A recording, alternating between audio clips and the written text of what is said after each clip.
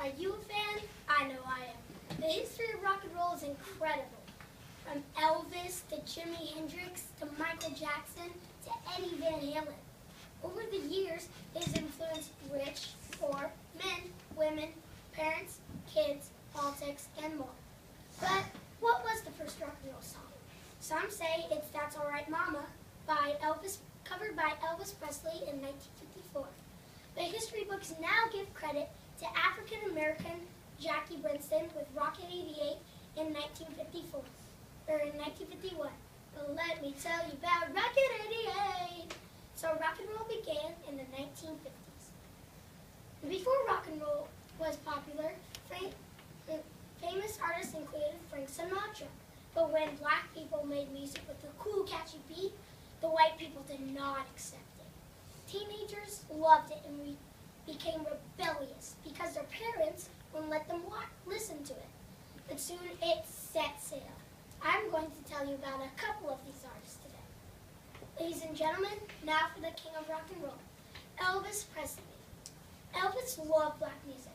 Parents discouraged their kids to watch Elvis because they thought he encouraged bad behavior, like dancing with his hips. They called him Elvis the Pelvis. But soon he won over America and had 104 top 40 hits and made 31 movies.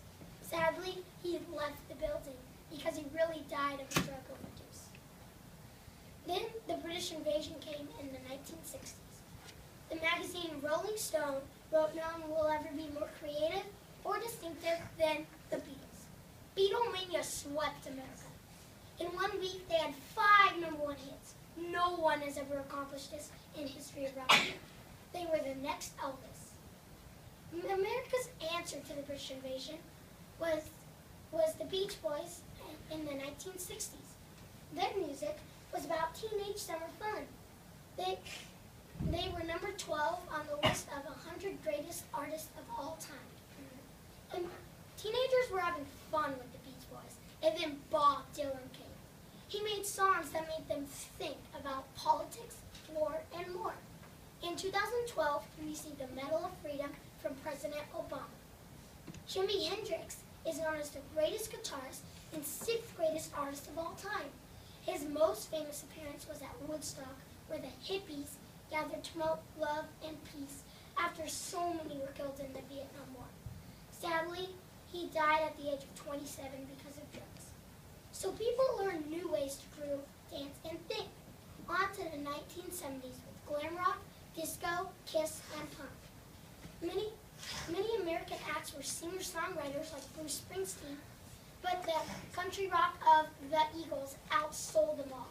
The Eagles formed as a backup band and rose to a huge success. They still perform today. I want my MTV.